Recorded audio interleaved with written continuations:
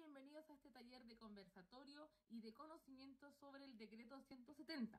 En esta oportunidad vamos a conocer los principales factores que influyen en este decreto, los temas que se tratan sobre este decreto y también el paso a seguir para poder ingresar e implementar este decreto. Evaluación diagnóstica. La evaluación diagnóstica tiene que ser de carácter integral e interdisciplinaria.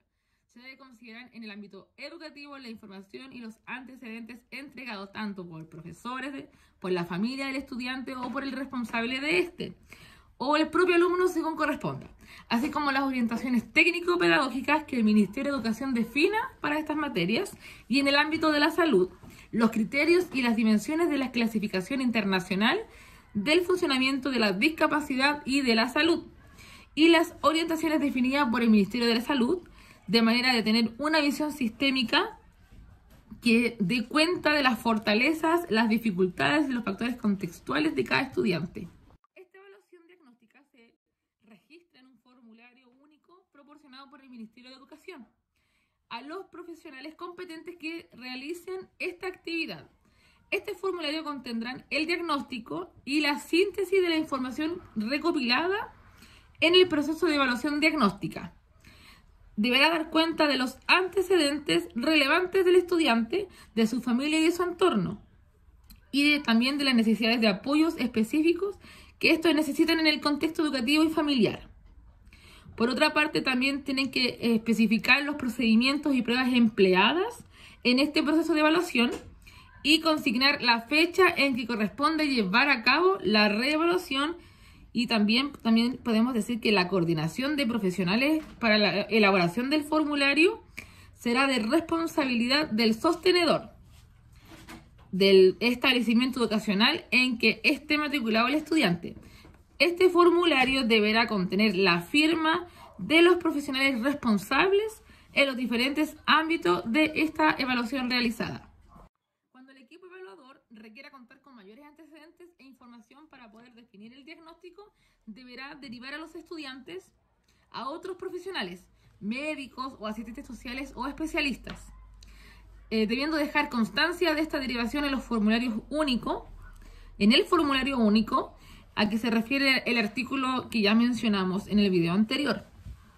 Una vez recibidos los informes médicos solicitados, el equipo evaluador podrá determinar el diagnóstico definitivo del estudiante. Los resultados de la evaluación del estudiante deberán ser informados por escrito y a través de una entrevista a la familia o la persona responsable del estudiante. Dicho informe deberá describir de manera comprensible el diagnóstico y también las necesidades educativas especiales que se deriven en el mismo. La evaluación de los estudiantes que presentan una necesidad educativa especial deberá ser un proceso que considerará al menos una evaluación diagnóstica de ingreso, una de egreso y también evaluaciones periódicas de acuerdo a las pautas técnicas que se fijan en el presente decreto para cada déficit o discapacidad. Los alumnos con necesidades educativas especiales deberán ser reevaluados anualmente. La reevaluación constituye un nuevo proceso de evaluación que será también de un carácter integral. La evaluación diagnóstica será financiada con los recursos de la subvención especial, sin ningún otro juicio de los aportes que puedan realizar la familia del alumno o de la alumna. Anualmente, el establecimiento educacional deberá elaborar un informe que se dé cuenta de los avances obtenidos y que determine la continuidad y el tipo de apoyo requerido.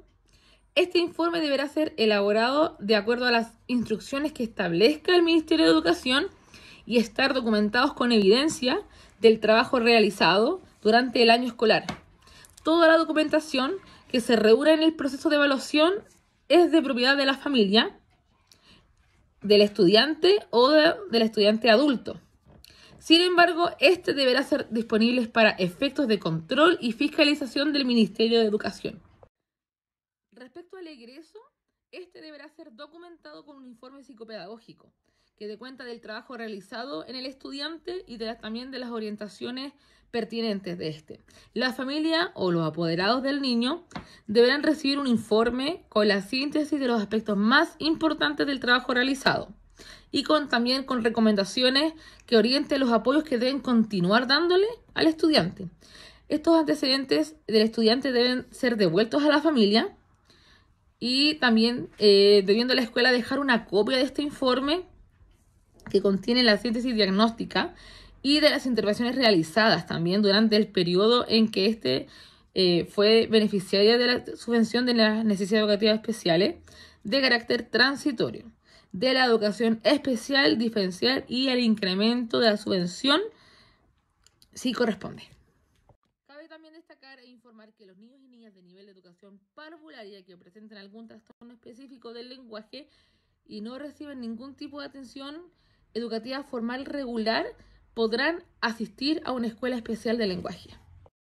El decreto 170 va dirigido especialmente a niños y niñas que presentan necesidades educativas especiales, ya sea de carácter permanente o transitorio.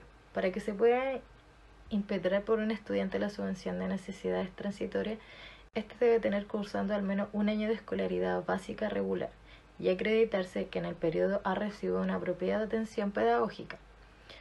Es decir, que se puede destacar las dificultades del estudiante durante el primer año y evaluar la presencia o no del trastorno del término para que pueda acceder a los recursos de la subvención en el segundo año. Además, se debe solicitar la evaluación de salud para confirmar si se trata de un trastorno o dificultad específica del aprendizaje. Los profesionales competentes según el trastorno o déficit asociado a la necesidad educativa especial que esté presente tanto en el área educativa como el área de salud, además indica criterio y procedimientos específicos para dicha evaluación. Ahora les voy a ir nombrando los diagnósticos y los profesionales que intervienen en esto. Para empezar, tenemos trastornos específicos del aprendizaje, que esto puede ser diagnosticado por un profesor de educación especial, un psicopedagogo, un médico pediatra, un neurólogo, psiquiatra o médico familiar. Trastorno específico del lenguaje, fonoaudiólogo, profesor de educación diferencial o especial, médico pediatra o neurólogo, psiquiatra, médico familiar. Déficit atencional con y sin hiperactividad o trastorno hiperactivo. Médico neurólogo, psiquiatra, pediatra, médico familiar, médico sistema público que cuente con asesoría especialista de acuerdo a lo establecido. Déficit atencional con y sin hiperactividad o trastorno hiperactivo. Médico neurólogo, psiquiatra, pediatra, médico familiar, médico sistema público que cuente con asesoría especialista de acuerdo a lo establecido por el Fondo Nacional de Salud, psicólogo, profesor de educación diferencial o psicopedagogo. Multidéficit o discapacidades múltiples y sordoceguera, psiconeurólogo, oftalmólogo, otorrino, fisiatra y otros especialistas según corresponde. También un psicólogo y un profesor de educación diferencial. El autismo, la disfasia también por un médico psiquiatra, neurólogo, psicólogo, fonoaudiólogo o profesor de educación especial diferencial. El autismo, la disfasia también por un médico psiquiatra, neurólogo, psicólogo, fonoaudiólogo o profesor de educación especial diferencial. La discapacidad visual, médico oftalmólogo, neurólogo y profesor de educación diferencial o especial. Discapacidad auditiva, médico otorrinolaringólogo o neurólogo y profesor de educación especial. Bueno, antes de hacer el procedimiento de ingreso a pie, debemos saber que primero se realiza una prueba de evaluación diagnóstica, la cual es llevada a cabo por diferentes profesionales competentes para aquello. Esta prueba se hace a través de instrumentos y procedimientos, los cuales buscan llegar a la necesidad educativa especial que presenta el estudiante. Esto con el fin de poder ajustar su ficha curricular, sus pruebas y poder brindarle el apoyo que requiere. Y con esto podemos llegar a darle un mejor recurso educativo al niño y mejores oportunidades, acortando las brechas tanto sociales como académicas que pueden llegar a presentarse en el camino. Esta prueba de evaluación diagnóstica se realiza tanto como para necesidades educativas transitorias y como para necesidades educativas permanentes. En relación con la permanencia en el pie, se deben realizar reevaluaciones psicopedagógicas cada 2 años, tanto a niños con necesidades educativas permanentes y necesidades educativas transitorias. Esto con el fin de poder ver el avance psicopedagógico que ha obtenido el niño durante su estadía en el PIE y poder darle un informe a la familia, ya que se debe mantener informado en todo momento de los avances del menor. También con esto se puede valorar su posible egreso del PIE o mantenerlo dentro de este mismo.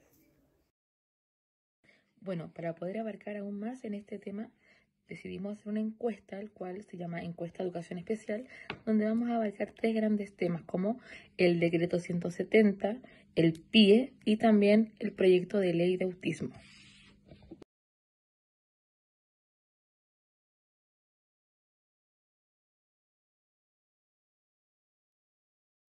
Bueno, en relación a las respuestas que pudimos recopilar de estas 20 personas que fueron encuestadas, podemos deducir lo siguiente.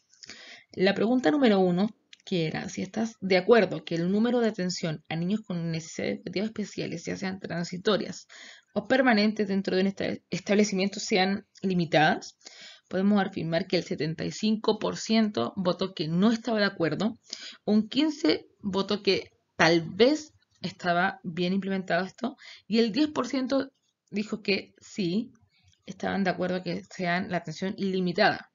La segunda pregunta plantea si acaso el PIE actualmente llevaba una buena implementación en el establecimiento.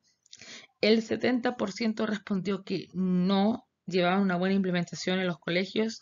El 25% dijo que tal vez llevaban una buena implementación, salvo algunos detalles, y el 5% afirmó que sí. En relación a la pregunta número 3, que planteaba si crees que todos los colegios con PIE se efectúan realmente las adecuaciones curriculares si así lo meritan, el 65% respondió que no estaban de acuerdo que se efectuaban dichas adecuaciones. El 30% de las personas encuestadas respondieron que tal vez hay establecimientos que sí los hacen y otros que no, y el 5% solamente dijo que sí habían buenas adecuaciones curriculares en el PIE y que se implementaban. Finalmente, la pregunta número 4, si acaso crees que existe un lucro en las subvenciones por estudiante con alguna necesidad educativa especial. En los establecimientos, el 75% votó que sí hay un lucro, que sí se visualiza un lucro en estas subvenciones. El 20% afirmó que tal vez pueden haber algún tipo de lucro y solo el 5% respondió que no existe un lucro. En relación a la pregunta número 5 sobre el proyecto de ley de autismo, fue una pregunta que se respondía con argumentos, por lo tanto no graficamos, ya que no era una pregunta de sí, no o tal vez. Como objetivo principal de este taller, principalmente fue el poder conversar y conocer el decreto 170. A grandes rasgos, los principales puntos que debemos tener como profesionales en conocimiento de este decreto. Principalmente los profesionales competentes que intervienen en cada diagnóstico, también el proceso de evaluación de ingreso al PIE y también los tiempos establecidos, las normas para cada subvención sobre este decreto.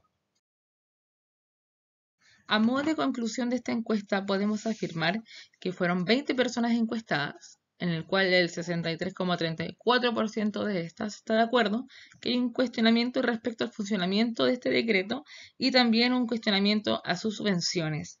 Y el 34,82% se vio reflejada en omisiones acerca de las respuestas escritas sobre el proyecto de ley de autismo, ya que no conocían de este proyecto de ley y otros simplemente conocían la existencia de este proyecto, pero no conocían a profundidad lo que planteaban. El taller que acabamos de implementar tenía como objetivo principal el poder buscar una mejora en la comprensión del decreto 170, aclarando las principales dudas y también los principales procesos que involucran este decreto.